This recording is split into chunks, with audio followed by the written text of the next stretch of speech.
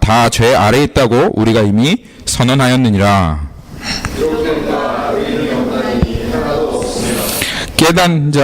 깨닫는 자도 없고 하나님을 찾는 자도 없고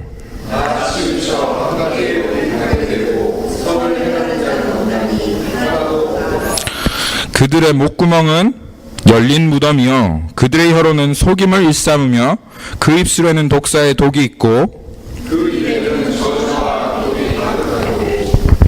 그 발은 피 흘리는 데 빠른지라. 평강의 길을 알지 못하였고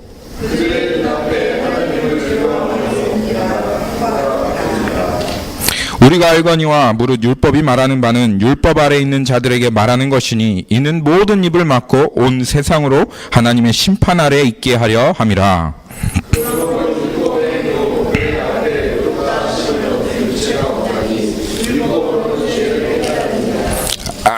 아멘. 아멘. 할렐루야. 할렐루야. 주님을 찬양합니다. 참되시고 선하신 주님을 우리가 찬양합니다.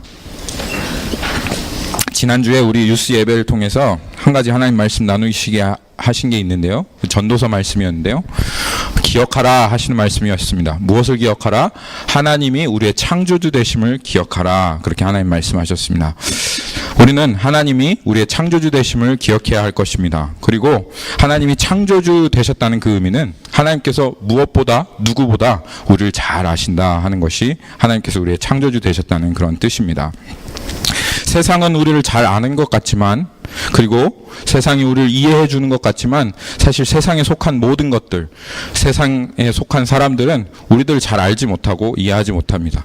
심지어 우리 부모도 때로는 우리들을 잘 이해하지 못하지요. 또 우리의 남편도 우리를 이해하지 못하고 또 우리의 자식들도 우리가 어떠한 존재인지를 잘 알지 못하는 것이 바로 세상입니다. 이탈리아에 한 여자가 있었습니다. 이 여자는 이제 한 30도 되지 못한 여자였는데 이 여자에게는 큰 신념이 하나 있었어요. 그게 무엇이냐면 우리의 존재에 대한 신념이에요. 사람은 선하다라고 하는 그런 신념이 있었습니다. 이 여자는 그 자신의 신념을 한번 증명해 보겠다. 내가 이 세상 사람들에게 이것이 맞다라고 하는 것을 내가 한번 드러내 보겠다. 그렇게 생각하고 한 가지를 계획했어요. 이 여자는 행위 예술가였습니다. 여러분 행위 예술가 뭔지 압니까? 자신의 이렇게 몸으로 막 몸에다 페인트도 칠하고 막 뭘 해서 자신의 어떤 예술적인 것들을 드러내는 사람들을 행위 예술가라고 하죠.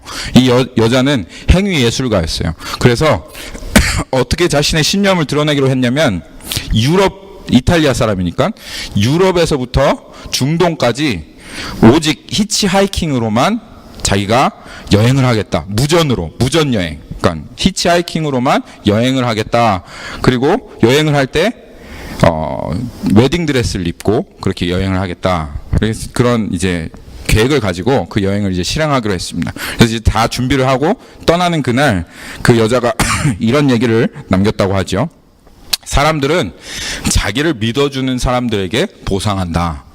사람들은 자기를 믿어주는 사람들에게 보상하기 때문에 나는 이 말을 꼭 증명해내고 말 거야 라고 그렇게 이제 하고 여행을 떠났다고 합니다. 어떻게 됐을까요? 그 세상을 인류를 믿어주었던 이 여자에게 어떠한 보상이 이루어졌을까요? 너무나도 안타깝게도 이 3주 만에 터키에서 이 여자가 변사체로 발견됐습니다. 여행을 떠나고 나서 3주 만에 이 여자가 변사체로 발견되었는데요. 그 이유가 뭐냐면 그 히치하이킹을 했던 그 첫 번째는 성공하였어요. 근데 그 두 번째 운전기사에게 정말 무참하게 성폭행을 당하고 그리고 죽은 채로 길가에서 발견됐다고 하는 그런 소식입니다. 경찰이 조사하면서 더욱 깜짝 놀라게 했던 것은 그 여인이 한 번만 성폭행을 당한 것이 아니라 8사람에게 그 성폭행을 당한 그런 이유로 인해서 참 경찰들이 많이 놀랐다고 합니다. 사람들은 이렇게 자신을 생각합니다. 스스로에 대해서 이해가 없습니다. 끊임없이 자기 자신이 선하다고 아름답다고 그렇게 생각하려고 하고 세상은 사람들 안에서 소망을 찾으려고 합니다. 사람들 안에 있는 선한 부분을 교육으로 잘 살려내고, 그리고 실수하고 넘어지고 또 좀 악한 부분은 법으로 통제하고 잘 억제하면 우리들은 여전히 훌륭하고 선한 사람이 될 수 있다라고 세상은 끊임없이 우리들 안에 이런 생각을 주입해주고, 그리고 이런 생각으로 살아가도록 그렇게 만듭니다. 여러분들도 거기에 동의하십니까? 거기에 동의하시나요? 그 세상의 생각에 우리들은 정말 그런 존재인가요? 그래서 선한 부분을 잘 교육하고 살려주고 악한 부분을 적절히 통제하면 정말 훌륭한 사람이 되어질 수 있는 그런 사람들이 정말 우리들입니까? 우리는 그렇게 우리 자신을 생각하고 있습니까? 그런데 이것보다 더 중요한 질문이 있습니다. 그것은 하나님이 우리를 어떻게 생각하고 있느냐 하는 질문입니다. 생사화복을 주관하시고 또 우리의 운명을 손에 쥐고 계신 그 하나님께서 우리 사람들을 어떻게 생각하고 있는가, 우리를 마지막에 심판하실 그 하나님께서 우리를 어떻게 보시는가, 이것이 사실 더 중요한 질문이겠습니다. 우리 지난주에 하나님께서 우리에게 선포하셨던 그 말씀 기억하시는지 모르겠습니다. 로마서 3장 4절 말씀입니다. 거기 한번 보시면 하나님께서 이렇게 말씀하시죠. 그럴 수 없느니라. 사람은 다 거짓되되 오직 하나님은 참되시다 할지어다. 그렇게 하나님께서 말씀하십니다. 그렇습니다. 사람은 다 거짓됩니다. 오직 하나님만 참되신 분이십니다. 그렇기 때문에 우리가 우리를 어떻게 보느냐, 세상 사람들이 사람들을 어떻게 생각하느냐가 중요한 것이 아니라 그 참되신 하나님, 진리 되신 하나님께서 우리의 생각과 마음을 감찰하신 하나님께서 어떻게 우리를 보느냐, 이것이 어떻게 우리를 보시느냐 하는 이것이 우리에게 사실은 더 중요한 질문이 될 수 있겠습니다. 우리의 보는 기준은 믿지 못해요. 늘 항상 아전인수격으로 팔은 안으로 굽는다는 말이 있죠. 그래서 우리는 우리 자신을 아름답게 생각하고 다른 사람을 깎아내리고 헐뜯는 그것이 우리의 기준입니다. 그렇기 때문에 하나님께서 사람들은 다 거짓되다 그렇게 말씀하시는 거죠. 그런데 오직 공평하시고 오직 공정하신 하나님께서 우리를 보시는 것이 참되기 때문에 우리는 이 질문, 하나님께서 과연 우리를 어떻게 보시는가 하는 그 질문에 우리가 관심을 가져야 된다 하는 것입니다. 그것이 더 중요하다라고 하는 것이죠. 오늘 말씀 통해서 로마서 3장 9절에서부터 20절까지 이 오늘 말씀을 통해서 하나님께서 우리를 어떻게 보시는가 에 대해서 하나님이 우리에게 말씀하십니다. 한번 오늘 말씀을 살펴보도록 하겠습니다. 9절 말씀 한번 볼까요? 그러면 어떠하냐? 우리는 나으냐? 이렇게 얘기하고 있죠. 9절 말씀은 질문으로 시작하고 있습니다. 우리는 어떠한가? 우리는 정말 나은가? 라고 하는 질문으로 하나님께서 이 말씀을 시작하고 있는데, 하나님께서는 항상 이 질문으로 우리들을 인도해 가십니다. 우리는 나으냐? Are we better? 하는 이 질문이 정말 중요한 질문이죠. 왜냐? 우리는 항상 이 질문을 해요. 내가 저 사람보다 나은 게 뭐냐? 내가 저 사람보다 잘하는 게 뭐냐? 항상 우리는 이 질문을 합니다. 그리고 이 질문에 대답하기 위해서 오늘 로마서 3장 9절부터 20절 말씀이 어디에 위치해 있는지 우리가 한번 살펴봐야 됩니다. 사실 여러분, 오늘 로마서 3장 9절에서부터 20절은 결론에 해당하는 부분입니다. 그동안 우리가 수련회부터 사실 시작했죠. 몇 달 전이죠? 수련회 한 게? 한 3달 됐나요? 네, 한 3달 전 그 수련회부터 시작해서 지금 오늘까지 로마서 1, 2, 3장을 나눴는데요. 지금 이 로마서의 큰 죄와 그리고 하나님의 심판에 대한 부분의 결론에 해당하는 말씀이 바로 오늘 로마서 9장에서부터 20절까지, 3장 9절에서부터 20절까지의 말씀입니다.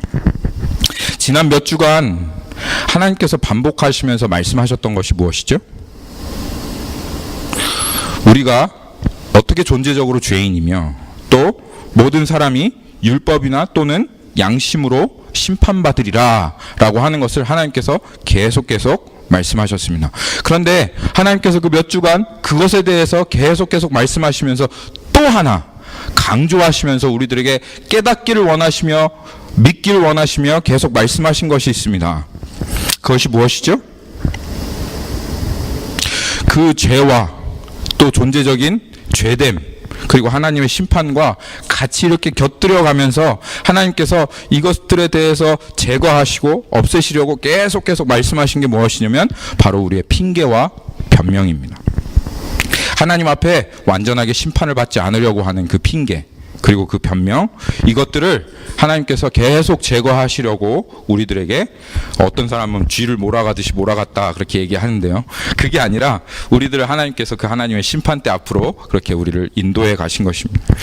이제까지 내가 해왔던 종교 생활과 또 선한 열심, 이런 것들로 자신을 스스로 의롭다 여기며 하나님께서 나는 죄인이다라고 말씀하시는 이것에 대해서 부인하고 부정하고 변명을 하려고 하는 이 태도에 대해서 하나님께서 계속 싸워오셨습니다. 우리들과 계속 싸워오셨습니다. 그리고 이것들을 결정적으로 가로막는, 하나님 앞에 나오는 이 심판대 앞으로 나오는 것들을 결정적으로 가로막는 이러한 변명과 핑계들이 얼마나 하나님 앞에 소용이 없는 것인가를 하나님께서 로마서 1, 2, 3장을 통해서 다루어 가신 것입니다. 그래서 어떤 분이 이렇게 말씀하셨습니다. 하나님 앞에 나아가는 것을 결정적으로 방해하는 것은 우리의 죄가 아니다. 왜냐하면 예수 그리스도께서 십자가 이미 못 박히심으로 말미암아 이제 우리 같은 죄인도 하나님 앞에 언제든지 나아갈 수 있는 그 길을 하나님께서 열어주셨기 때문에. 그런데 하나님 앞에 나아가는 것을 가장 방해하는 것은 사실은 죄가 아니라 바로 우리의 선함이고 우리의 의로움이다. 그래서 우리의 최후의 적은 우리의 의다, 자기의 의다라고 그렇게 어떤 분이 그렇게 말씀하셨습니다. 내가 어디 좀 괜찮다, 내가 어디가 낫다 하는 것이 우리를 결정적으로 하나님의 말씀 앞에 나아가는데 방해한다, 그 말입니다. 여러분 탕자의 비유를 아십니까? 탕자의 비유 알죠? 모르시는 분도 있겠지만 탕자의 비유에 보면 이것에 대해서 가장 예수님께서 잘 말씀하시고 계십니다. 이 탕자의 비유는 예수님께서 그 바리새인과 서기관들과 자기가 스스로 의롭다 여기는 그런 사람에 대해서 예수님께서 비유로 말씀하시는 것입니다. 아주 인자하고 부유하고 모든 것이 풍족한 아버지에게 두 아들이 있었습니다. 그런데 이 두 아들 중에 둘째 아들이 큰 문제였습니다. 이 둘째 아들은 그 아버지를 별로 달갑게 생각하지 않았어요. 싫어했어요.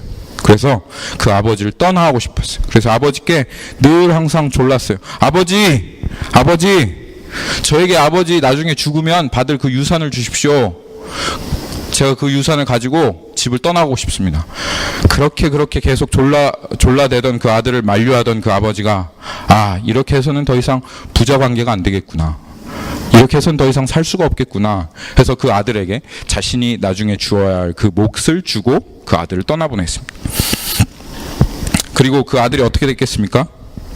이방 땅에 가서 그것들을 다 날려먹고 엄청나게 고생을 하고, 거기에서 아버지께서 나에게 베풀어 주신 은혜가 크구나, 내가 하늘과 아버지에게 범죄하였구나, 그래서 자신의 죄를 회개하고 뉘우치고 집에 돌아왔습니다. 아버지가 나를 받아주시지 않는다 할지라도 나는 그냥 종으로, 품꾼으로 그렇게 부름을 받아도 좋겠습니다, 그렇게 말하고 집으로 돌아왔어요. 그런데 그 아버지가 그 뉘우치고 돌아오는 그 아들을 품에 안고, 아들의 볼에 입을 맞추며, 야, 잔치하자, 내가 잃어버렸던 이 아들, 죽었던 이 아들이 다시 돌아왔다, 나에게 반역하여 떠나왔던 그 아들이 다시 돌아왔다 라고 그렇게 얘기하며 잔치를 열었어요. 근데 이제 문제가 첫 번째 아들이에요. 형은 열심히 집안일을 하면서 아버지를 돕고 있었어요. 그런데 동생이 돌아왔을 때 이 형이 드디어 진짜 모습을 드러냅니다. 동생을 사랑하며 받아주는 그 아버지의 마음을 이해하지 못하겠는 거예요. 그 아버지의 마음과 한 마음이 되어줄 수가 없는 거예요. 그래서 이 형이 동생을 받아준 그 아버지를 원망하고 불평하기 시작합니다. 이 모습은 어떤 모습이죠? 동생과 똑같은 모습이에요. 이 모습이. 동생은 아버지 앞에 적극적으로 자신의 마음을 드러내면서 반역하고 아버지를 떠나갔지만, 형은 그 자기가 있는 그 자리에서 묵묵히 하나님 아버지께 반역한 것이죠. 그래서 이 모습은 사실은 동생과 다를 바 없는 여전히 아버지께 반역하는 그런 모습이었습니다.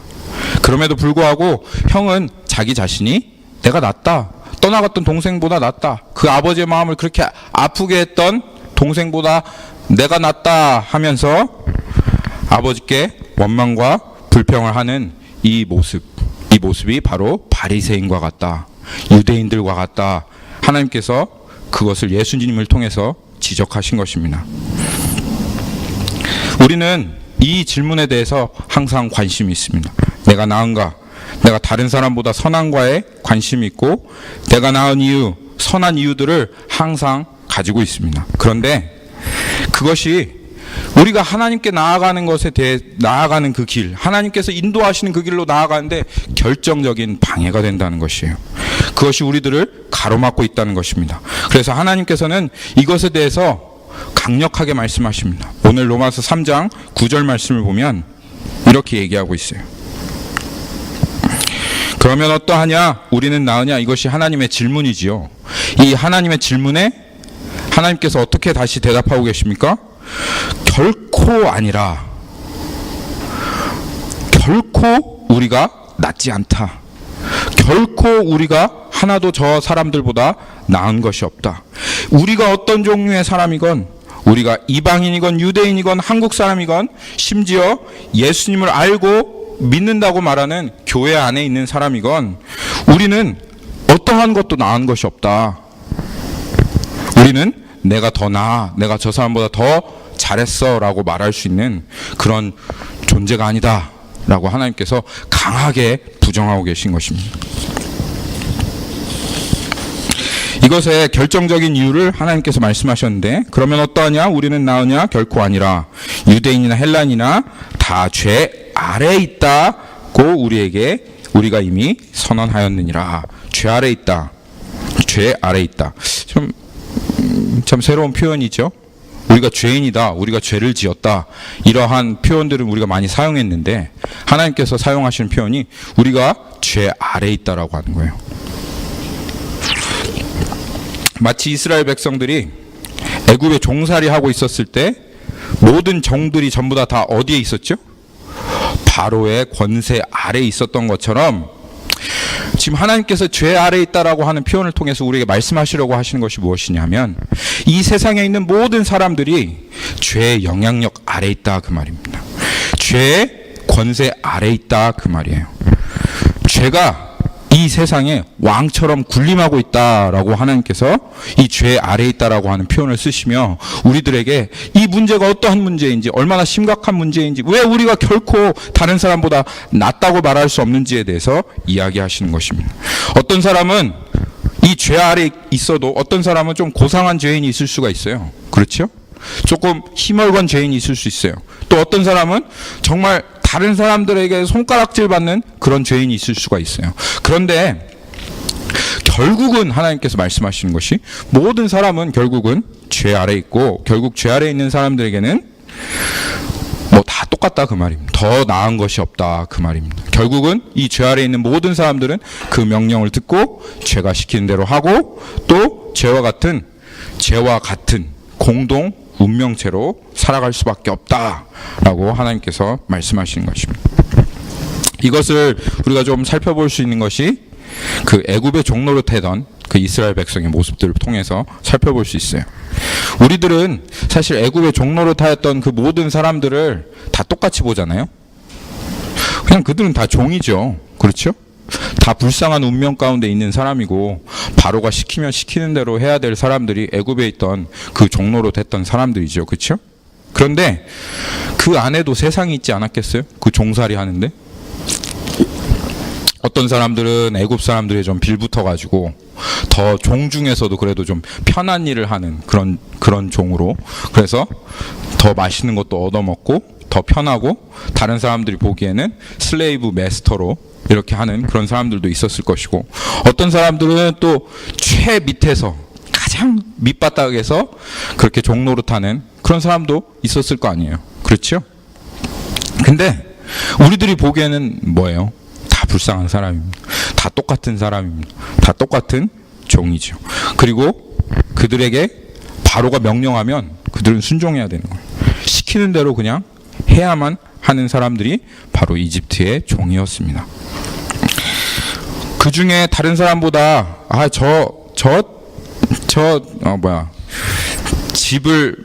진흙을 밟는 사람보다 나는 벽돌을 구워. 그래서 나는 훨씬 더 아름다운 사람이야, 더 나은 사람이야 라고 말할 수 있는 그런 종도 있었겠지요. 피라미드 밑에다가 이건 내가 만들었다 하고 자기 이름을 새겨놓은 그런 종도 있을 수 있었겠지요. 그렇지만 무슨 소용이냐 이 말이에요. 내가 저 사람보다 낫다라고 말하는 이것이 하나님 앞에서 우리가 저 사람보다 낫다라고 말하는 것이 무슨 소용이냐, 아무런 소용이 없다 그 말입니다. 누가 못하고 누가 나는 낫고 말하기 전에 우리는 이것을 기억해야 합니다. 모든 사람이 죄 아래 있다라고 하는 하나님의 말씀을 기억해야 합니다. 이 죄 아래 있는 사람에게 가장 끔찍한 것은 죄가 시키면 시키는 대로 해야 된다는 거예요. 죄가 끌면 끌리는 대로 가야 되고 그 죄에 질질 끌려다니며 그런 삶을 살아가는 것이 바로 이 죄 아래 있는 사람의 운명이라는 것입니다. 이것에 대해서 우리가 조금 이 죄 아래 자유를 빼앗기고 죄가 원하는 대로 살아가는 이 사람들이 얼마나 끔찍한 운명인가라고 하는 것을 우리가 역사를 통해서 조금 볼 수가 있습니다. 예를 들어서 우리나라 일본이 우리나라를 침략했을 때 그 일본군들이 우리나라의 주권을 빼앗았습니다. 비록 여전히 우리나라 사람들이 우리나라 땅 가운데 살아가고 있었지만 사실 우리나라 사람들의 그 자유가 완전히 빼앗겨져서 이제는 그 일본 사람들이 원하는 대로 시키는 대로 그렇게 살아가야 했습니다. 정말 젊은 우리들의 청년들이 우리의 전쟁도 아니잖아요. 일본이 하는 전쟁이잖아요. 그런데 그 만주로 끌려가서 총알바지가 되어지는 그런 비참한 운명 가운데 있었고, 또 16살, 17살 되어진 그 젊은 처자들이 종군 위안부로 끌려가서 정말 무참하게 희생되어지는 그런 역사를 우리가 경험한 것입니다. 누구의 권세 아래 있다, 우리가 자주권을 빼앗겼다, 그리고 우리가 종노릇하고 있다라고 하는 것이 얼마나 끔찍한지를 보여주는 것이 바로 우리의 이런 역사라고 할 수 있습니다. 이 죄가 끔찍한 것이 이거예요.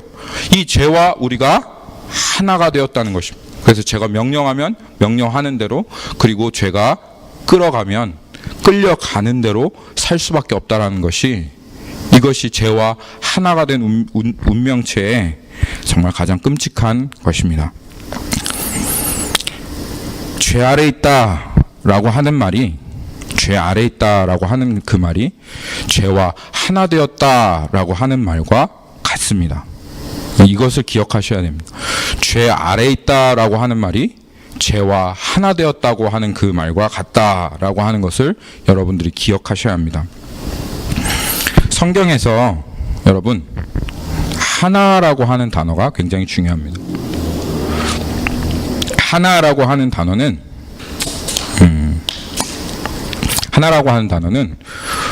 공유하다 그런 뜻입니다. 우리 예수 그리스도와 연합하여 예수 그리스도 하나 되었다라고 하는 그 말은, 하나님께서는 우리와 하나 되기를 원하시는데, 하나님과 하나 되었다라고 하는 말은 우리가 하나님의 그 지정의, 하나님의 그 인격과 하나 되어서 그 하나님과 한 마음이 되어진다 그런 뜻입니다. 그래서 하나님과 그 생각을 공유하고 마음을 공유하고, 그리고 하나님과 뜻을 공유해서 그 하나님과 인격적으로 교제가 되어서 존재적으로 하나님과 하나가 되어지는 것, 이것이 하나님께서 말씀하시는 그리스도와 연합입니다. 그런데 반대로 이 죄 아래에 있는 사람들은 무엇과 하나이다? 반대로 이 죄 아래에 있는 사람들은 죄와 하나입니다. 죄와 인격적으로 하나로 교제합니다. 모든 일에 있어서 죄와 모든 것을 공유합니다. 아니, 죄는 인격적인 존재가 아닌데 어떻게 죄와 인격적으로 우리가 하나가 되어질 수 있느냐? 어떻게 우리가 죄와 하나가 되어지고 인격적인 관계를 가질 수가 있을까요? 그것이 죄 아래에 있다는 것의 뜻인데, 이 죄 아래에 있다라고 하는 단어가 얼마나 중요한지 여러분 아시겠죠? 죄로 어떻게 그렇게 되어지냐면, 죄로 연결된 인격체인 사단과 그 마음이 하나로 교류가 되어진다, 공유가 되어진다 그런 뜻입니다. 이거를 요한 1서 가면은 하나님께서 말씀하십니다. 요한 1서 3장 8절에 보면 이렇게 나와 있어요.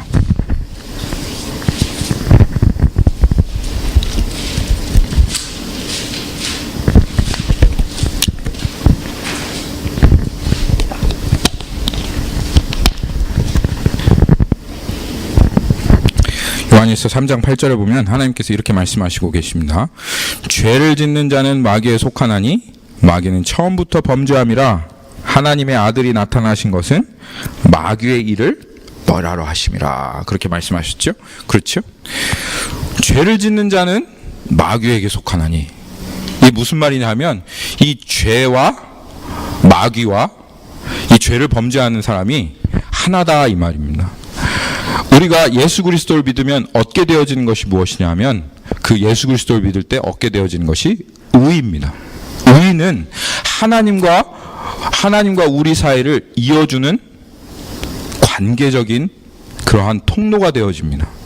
그래서 우리의 의로움이 되신 예수 그리스도를 통해서 하나님과 우리가 관계적으로 회복되어지고, 그리고 하나님으로부터 그 하나님의 은혜와 사랑과 하나님의 마음이 우리들 가운데 흘러내려오는데, 그런데 이 하나님과 단절되어 있는 이 죄 아래에 있는 사람들은 죄가 사단과 우리를 연결해주는 통로가 되어집니다. 그래서 사단에 속하였다라고 하는 말은 죄로 연결된 인격체인 우리가 우리를 범죄케 하는 마귀와 연합하게 된다 그 말입니다. 그래서 예수님께서 말씀하시기를 예수 그리스도 안에 있지 않은 사람, 그리스도를 믿지 않는 사람, 심지어는 그 사람 유대인이라 할지라도 너희는 마귀에게서 태어났다, 그렇게 예수님께서 말씀하신다 그 말이에요. 그래서 속한다는 말은 하나가 되어진다는 말입니다. 그래서 죄에 물든 마음과 생각은 어떻게 돼요? 이 사단의 인격, 사단의 생각, 그것들을 여과 없이 받아들이고 사단과 그 마음을 공유하고 사단의 음성을 나의 음성으로 생각하며, 그래서 이 사단의 형상을 가지고 살아간다 하는 것이 이 죄 아래에 있는 사람들의 비참한 운명이다 그 말입니다. 너무 안타까운 것이 모두가 그렇다는 거예요. 모두가 세상 살아가는 사람들의 모두가 그렇다는 것입니다. 그리고 이게 정말 실제라면 주님께서 그토록 말씀하시던, 우리가 나음이 없다라고 말씀하시던 그 말이 우리들에게 실제다. 나의 선함이나 종교적 열심도 이 죄 아래 있는 모든 것들은 전부 다 하나님 앞에 내세울 것이 없는 죄로 오염되고 물드는 것이다 라고 하나님께서 말씀하십니다. 그래서 죄는 영적인 문제예요. 우리가 좀 선하게 살아보려고 도덕적으로 윤리적으로 우리 자신을 어떻게 하나님의 그 기준에 맞춰보려고 해도 이 죄로 말미암아 연결되어 있는 이 사단에 속해진 이 문제가 해결되어지지 않으면 윤리 도덕으로는 우리들 바꿀 수 없다라고 하나님께서 말씀하시는 것입니다. 그리고 다시 로마서로 돌아가겠습니다.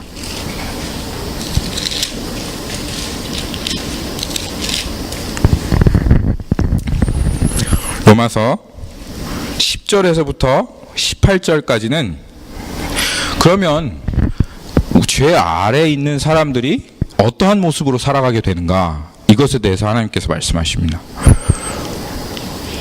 정말 존재적으로 죄에 물든 사람들, 죄의 통치함과 다스림을 받은 사람들이 과연 어떻게 살아가게 되는가를 하나님께서 그대로 묘사하시는데, 한번 보지요. 첫째로 10절 말씀 보겠습니다. 의인은 없나니 하나도 없으며, 이렇게 말씀하고 계시죠. 의인은 의와 관계된 사람입니다. 의인은 오직 하나님이시죠. 의로우신 분은 오직 하나님이십니다. 하나님 외에는 다른 의가 없습니다. 그렇기 때문에 의인은 하나님과 관계된 사람입니다. 무슨 말이냐 하면 아까 말씀드린 대로 하나님과 인격적인 교제를 나누는 사람이에요. 하나님의 마음을 알고 그 마음과 하나 된 사람이 의인인데, 하나님께서 말씀하시기를 세상에는 그런 사람이 하나도 없다라고 말씀하시는 거예요. 두 번째, 깨닫는 자도 없다. 두 번째, 죄는 우리의 지성을 장악했습니다. 우리의 머리, 우리의 생각을 장악했어요. 그래서 하나님의 말씀을 깨닫지 못하게 하고, 셋째로 하나님을 찾는 자도 없고, 셋째로 죄는 우리의 마음을 다스립니다. 우리들은 온갖 모든 것들을 찾아요. 돈을 찾고, 명예를 찾고, 사람들의 인정을 찾고, 사랑을 찾으며 온갖 모든 것을 찾는데, 근데 하나님만은 찾지 않아요. 우리의 마음은 하나님만은 찾지 않아요. 아, 목사님 무슨 소리예요? 하나님 찾는데. 하나님을 찾는 것이 정말 하나님을 찾는 것이 아니라 그분의 마음을 구하고 그분과 하나 되어지고 그분을 사랑하기 위해서 하나님을 찾는 게 아니라, 그분을 정말 알고 싶고 기뻐하고 싶어서 찾는 것이 아니라, 하나님 손에 있는 그 무언가, 하나님 주실 그 무언가를 생각하면서 그 하나님께 자신이 하나님 앞에 나온다는 것이죠. 하나님 주실 그 선물을 찾지, 자기가 원하는 것을 찾지, 하나님 정말 그분 당신을 찾지 않는다는 것입니다. 그래서 하나님께서 말씀하시기를 하나님 찾는 자가 없다, 그렇게 말씀하십니다. 네 번째로, 죄는 우리의 가치관을 지배합니다. 거기 보시죠. 다 치우쳐 함께 무익하게 되고, 여기저기로 치우쳐서 돈과 명예 수없이 많은 무가치한 것으로 치우쳐서 그렇게 그것들을 추구하고 살지만 결국은 무익하다라고 하시는 것이 하나님의 선포입니다. 다섯 번째로, 죄는 우리의 도덕적인 기준을 망가뜨려 놓았습니다. 그래서 선을 행한다고 하지만 우리들이 어떠한 행위를 해도 하나님의 기준 앞에서는 선한 것이 없어요. 여섯째로, 죄는 우리의 인격을 부패하게 합니다. 거기 보시죠. 그들의 목구멍은 열린 무덤이요 그 혀로는 속임을 일삼으며 그 입술에는 독사의 독이 있고. 사람의 말은 그 사람의 인격을 드러내게 되어 있습니다. 예수님께서 말씀하시기를 그 사람의 말은, 선을 쌓은 사람은 그 선한 것에서 선한 말을 내고, 악을 쌓은 사람은 그 악한 것에서 악한 말을 낸다, 그렇게 말씀하셨어요. 그런데 하나님 말씀하시기를 목구멍이 열린 무덤과 같다, 그 말입니다. 목구멍이 열린 무덤과 같다면 그 속은 어때요? 완전히 부패하고 썩어 있는 것이죠. 시체와 같다, 그 말이죠. 그리고 거기에 보니까 혀로는 속임을 일삼으며 그 입술에는 독사의 독이 있고, 그 사람의 말은 그 사람의 인격을 드러내는데 서로 속이고 상처 주는 말로 그 입이 가득해요. 그리고 입에는 저주와 악독한 말이 가득해서 그것들을 쏟아낸다라고 말합니다. 여러분 한번 랩을 들어보십시오. 거기에 정말 아주 컬스하는 것과 욕과 더러운 말들이 아주 난무하는데요. 사람들은 그것이 좋다고 거기에 맞춰서 막 춤을 추죠. 신나하고 춤을 추죠. 그게 우리들이 하는 그런 행동입니다.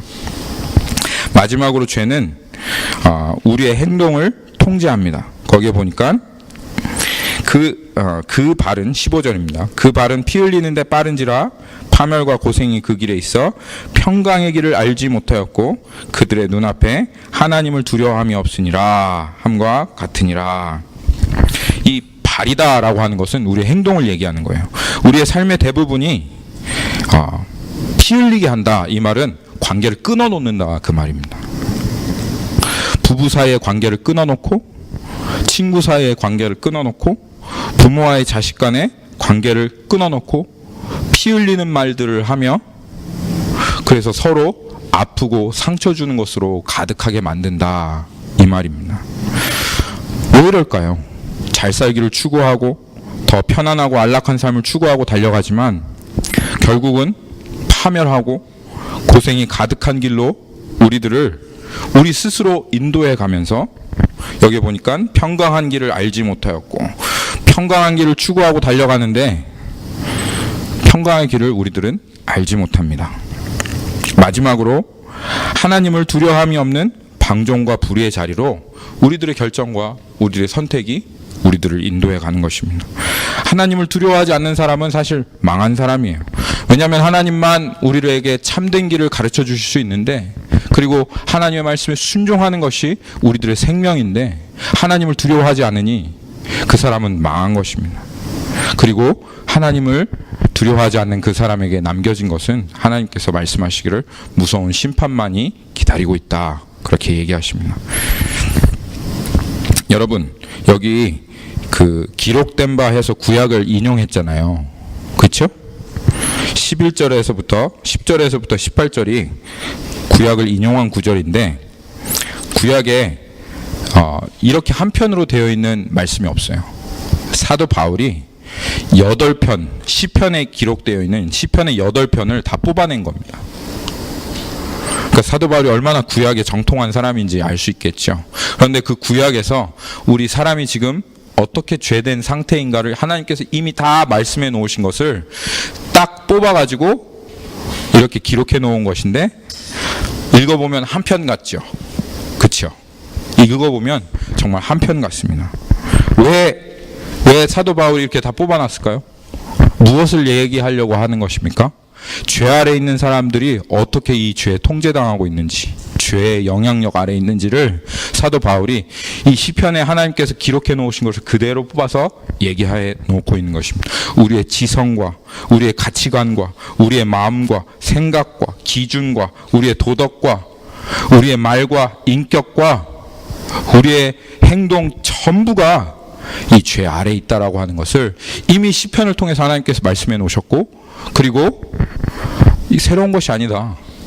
하나님께서는 이것에 대해서 이미 우리들에게 죄와 하나가 된 존재라고 하는 사실을 예전부터 구약에서부터 계속해서 말씀해 놓았다라고 사도 바울이 그것을 이 말씀을 통해서 증명해내고 있는 것입니다. 이것이 하나님께서 우리를 어떻게 보느냐, 어떻게 보시느냐, 참된 하나님께서 우리가 어떠한 존재냐 라고 물어보실 때, 우리가 물어볼 때 하나님께서 우리에게 대답하시는 결론이다 라고 이렇게 얘기할 수 있습니다. 이 세상의 모든 사람들이 전부 다 이렇게 살아가고 있어요. 우리가 다 그렇게 살아가고 있죠. 네. 유대인이든 이방인이든 한국 사람이건 미국 사람이건 우리들은 정말 죄와 하나가 되어진 불쌍한 사람입니다. 그리고 이런 사람에 대한 이 하나님께서 말씀하시는 최종적인 결론이 3장 19절입니다.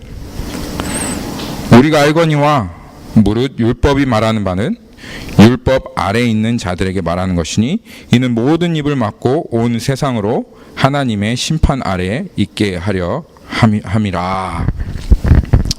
하나님 심판하신다 라고 말하면 로마서를 잘 읽으신 분, 1장 1절에서부터 3장 20절까지 잘 읽으신 분들은 어떠한 반응을 보여야 할까요?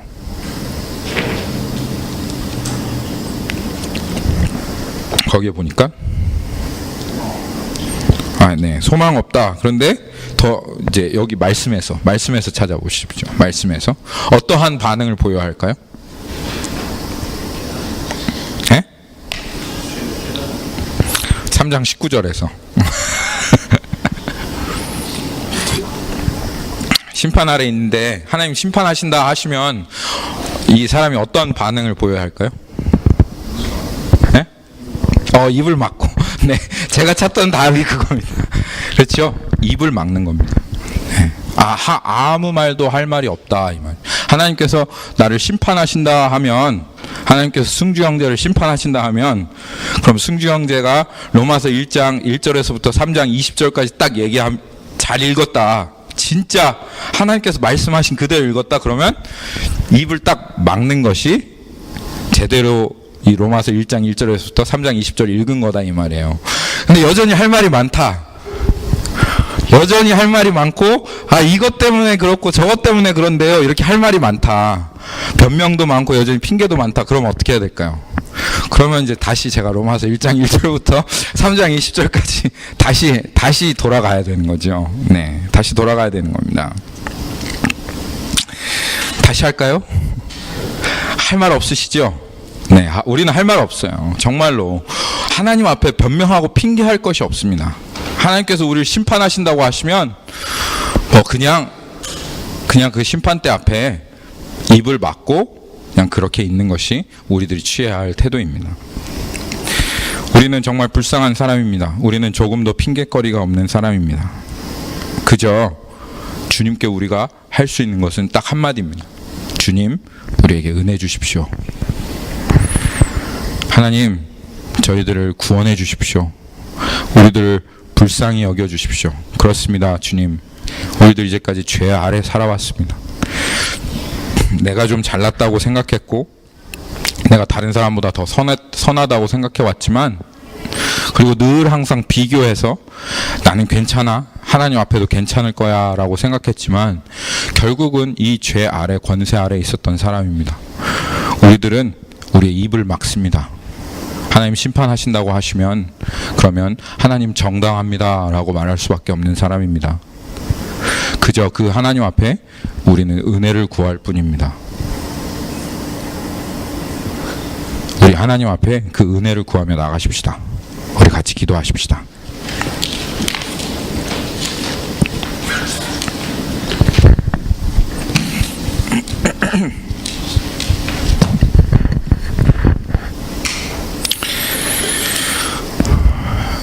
살아계신 하나님, 우리는 항상 우리는 나으냐라고 하는 그 질문에 관심을 갖습니다. 서로를 비교하고 그리고 늘 항상 우리의 나은 점을 찾아서 우리가 선하다고, 우리가 잘했다고 그렇게 증명해 보려 하며 그것을 가지고 하나님 앞에 서려고 하는 것이 우리들입니다. 그런데 오늘 하나님 이 말씀을 통해서 우리들이 어떠한 존재인지를 보았습니다. 우리들의 기준과는 이미 오염되어 버린 죄에 이렇게 묶여버린 우리들의 기준과는 전혀 다른 기준으로 우리를 보시는 그 하나님의 기준 앞에 우리는 죄 아래에 있는 자로 그렇게 드러났습니다.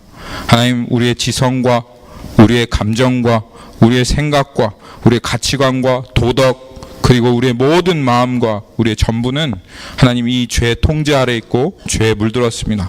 그렇기 때문에 하나님, 우리는 하나님 앞에 아무것도 할 말이 없는 그런 사람입니다. 하나님, 우리를 긍휼히 여기시고 불쌍히 여겨 주십시오. 만약 우리가 정말 하나님 앞에 한마디 할 수 있는 기회가 주어진다면 우리들은 하나님 앞에 딱 이 한마디 할 수밖에 없습니다. 주님, 우리에게 은혜를 베풀어 주옵소서. 주님의 은혜만이, 주님의 자비만이 우리를 살립니다. 주님, 이렇게 우리가 오늘 주님 앞에 고백하고 나아갑니다. 하나님, 그렇습니다. 오직 주님의 은혜입니다. 주님, 우리에게 은혜를 베푸소서. 감사드리며 예수님의 이름으로 기도합니다. 아멘.